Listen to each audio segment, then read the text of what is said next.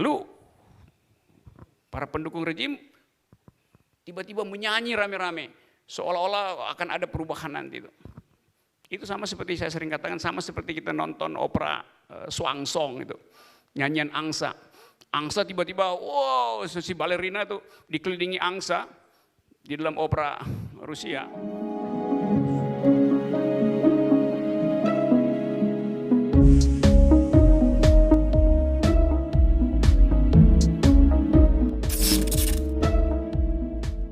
Ada yang mau kasih poin, kasih tanggapan atau sekedar bicara kecil tentang keadaan kita hari ini, keadaan kebudayaan kita. Untuk jadi pendidik itu jadi harus gimana ya gitu, karena pegangan nggak ada. Mas Nadiem datang dikatakan, ayo kita merdeka. Makin bingung teman-teman dosen saya di kampus, makin bingung manusia orang-orang di depan saya. Jadi saya ngikutin mana kata mereka, dan saya mencari jawabannya di sini. Seperti biasa masuk museum, galeri, kecemasan itu hilang. Karena universitas sekarang berubah jadi semacam tempat pembuatan pembenaran kebijakan pemerintah. Jadi fungsi universitas sebagai tempat untuk membatalkan argumen kekuasaan hilang. Padahal tugas universitas adalah membatalkan argumen kekuasaan. Nggak ada universitas, satupun universitas yang saya dengar melakukan kajian kritik terhadap ide pemindahan ibu kota. Jadi kita lihat bahwa fungsi universitas pun nggak ada. Universitas tidak berpikir, itu soalnya. Saya kasih kritik di mana-mana. Justru di universitas besar pikiran berhenti, tidak di universitas kecil. Beberapa waktu lalu saya pergi kasih kuliah di Universitas Rokan Hulu. Ada yang tahu nggak Rokan Hulu itu di mana? Di Riau. Ada yang tahu nggak berapa lama dari Pekanbaru ke Rokan Hulu? 5 jam. Jalan sepanjang hutan sawit. Kenapa ada universitas kecil di situ? Karena anak-anak di Rokan Hulu kalau dia harus kuliah di Pekanbaru, dia nggak bisa mampu bayar kos Rp300.000.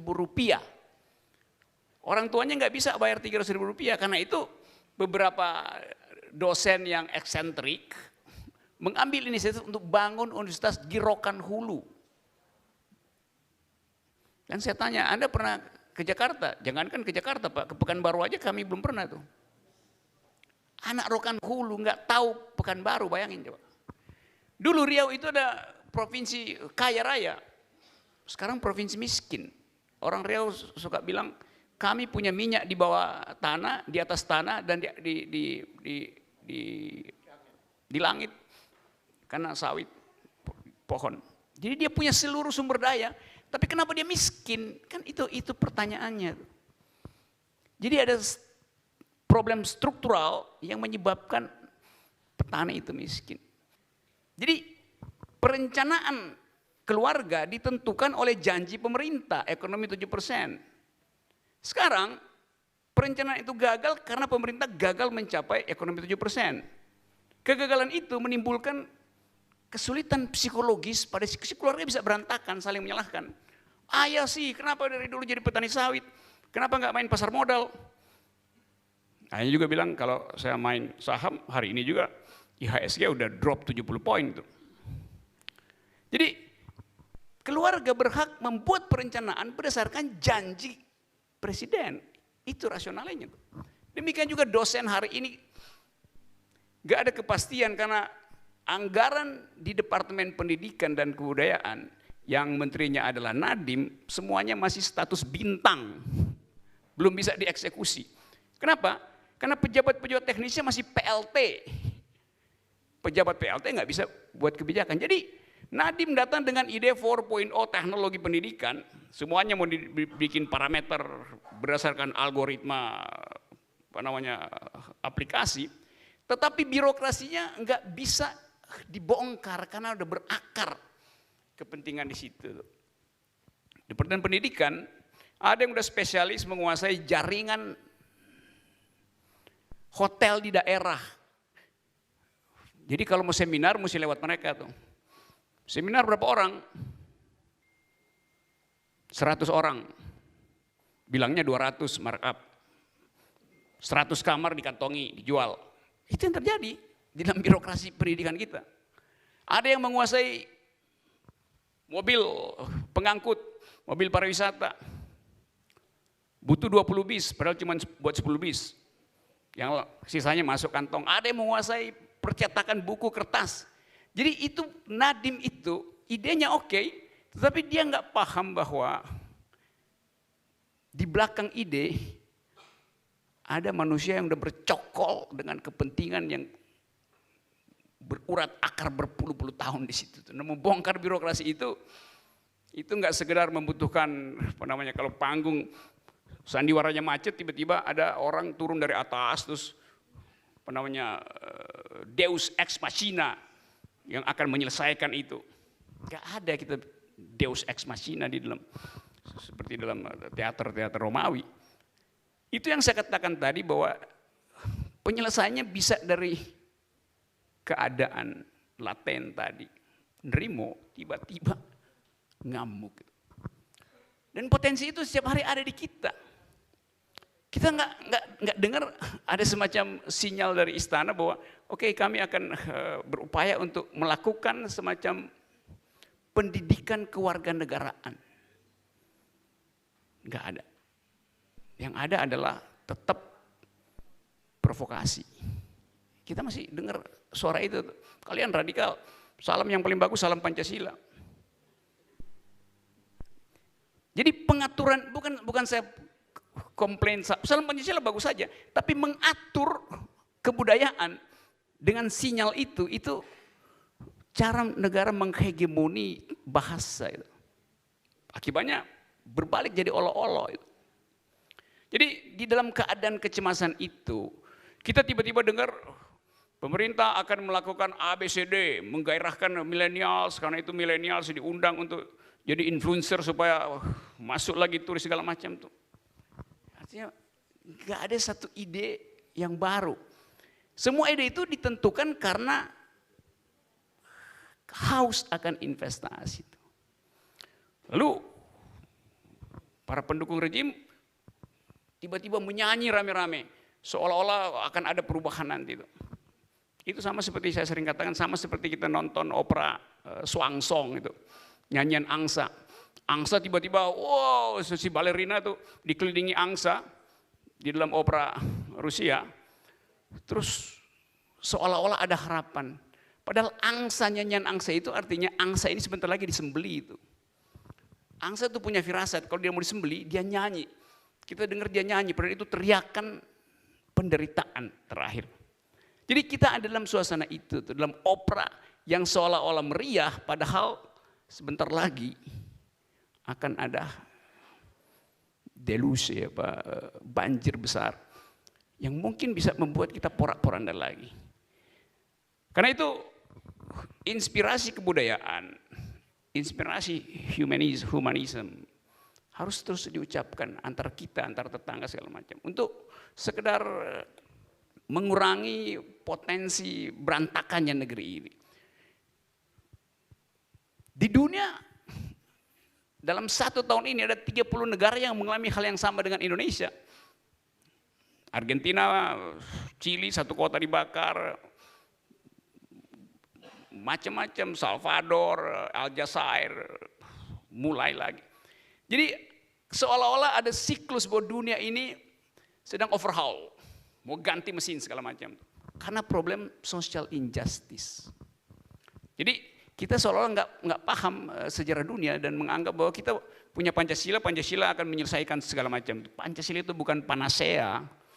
Pancasila itu ya kesepakatan kebudayaan untuk merawat kebersamaan, bukan cara untuk menyelesaikan persoalan real, yaitu ekonomi. Nggak ada ekonomi yang disebut ekonomi Pancasila, adanya teori ekonomi ya teori ekonomi. Moral Pancasila dilakukan dengan versi keadilan sosial, dengan versi sila kedua segala macam, itu nggak terlihat kan? Tidak terlihat di dalam pelaksanaan undang-undang, tidak terlihat di dalam kebijakan. Jadi sekali lagi saya hanya mau menerangkan itu sebagai deskripsi, bukan preskripsi. Sebagai deskripsi dan kita mengerti dan setiap kali itu dibenarkan oleh fakta yang beredar di sini. Semoga nyanyian angsanya nggak terjadi, tapi itu agak sulit karena opera sudah dimulai. Silahkan Anda bingung. Ya, itu termasuk bingungologi itu penting sekali ya. Ya, Anda berhak untuk bingung. Oh, Anda artinya Anda sudah mengerti sukma makna pendidikan yang sebenarnya. Di alam semesta ini tidak ada, Mas, pendidikan yang sempurna. Nggak ada. Saya jamin. Saya pernah mengajar di Jerman. Dan sama aja, saya juga ngomel. Ya, belajar dan ngajar saya. Jadi menikmati diajar maupun ngajar. Sistem pendidikannya Pak juga sama kan? Ya, nggak sempurna juga. Ya, macam-macam yang nggak Tidak kurang dari George Bush yang senior pernah mengundang seluruh rektor perguruan tinggi di Amerika Serikat, termasuk Harvard, Berkeley. Karena mau apa? Mau memaki-maki karena mereka dianggap membuat satu pendidikan yang tidak ada gunanya untuk Amerika Serikat. Jadi memang kenapa tidak ada pendidikan yang sempurna? Karena memang manusia tidak sempurna. Nah, pendidikan yang bikin kan manusia, ya nggak mungkin sempurna. Itu. Yang seharusnya kita harus belajar pendidikan dari siapa? Dari ibu kita masing-masing. Pendidik yang paling sempurna, walaupun juga belum sempurna, tapi yang paling mendekati kesempurnaan adalah ibu untuk setiap anak. Michael ini mustahil bisa seperti ini tanpa ibunya.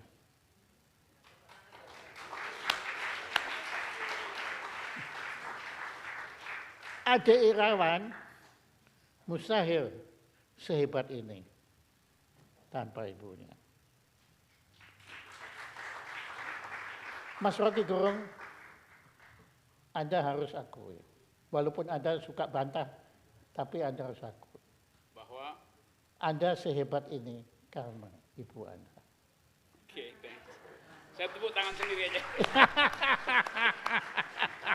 Ya, maka Anda silakan. Tadi Mas siapa namanya? Urip. Mas Urip, ya oke dah. Mas Urip yang kembali ke desa. Silakan. Anda jangan peduli cemooh siapapun. Anda jangan peduli penghinaan, Anda keraguan dan lain-lainnya. Anda dengarkan nurani Anda. Anda dengarkan nurani Anda. Anda masih punya ibu dan dirunding dengan ibu Anda. Beliau yang paling tahu tentang Anda. Sudahlah semua Bruno Bettelheim, pret-pretan semua mereka itu nggak tahu, Mas. Mereka memang pandai membuat teori. Tapi pendidikan yang paling baik itu bukan pendidikan massal. Yang sekarang universitas kita ini semua di seluruh dunia itu industri massal. Padahal saya dengan Mas Rocky, dengan Anda, dengan Pak Hardi Purnomo, dengan Pak Uda Galung, dengan Pak Suryo, beda semua. Beda semua, nggak bisa kita kurikulum sedahsyat apapun, itu ciptaan manusia. Sejelek manusia seperti saya ini, tetap ciptaan yang Maha Kuasa loh. Jangan kualat kalau Anda mengorientasikan manusia ke ciptaan manusia. Seharusnya ciptaan manusia diorientasikan ke ciptaan yang Maha Kuasa. Kurikulum yang paling baik adalah disesuaikan kepada setiap insan manusia. Pak Suryo sudah mantap-mantap, beliau pasti melakukan itu terhadap anak buah beliau. Dia pasti nggak punya teori. Ya ini manusia praktek. Dia akan lihat setiap anak. Michael nggak mungkin dididik dengan kurikulum Tchaikovsky konservatorium. Dia hanya bisa dididik dengan kurikulum ibunya. Nah itu Mas, jadi saya selamat berjuang. Anda sudah, menurut saya, Anda yang perlu dibangun bukan Jakarta, Mas. Desa Anda. Lebih perlu Anda bangun. Selamat berjuang. Terima kasih.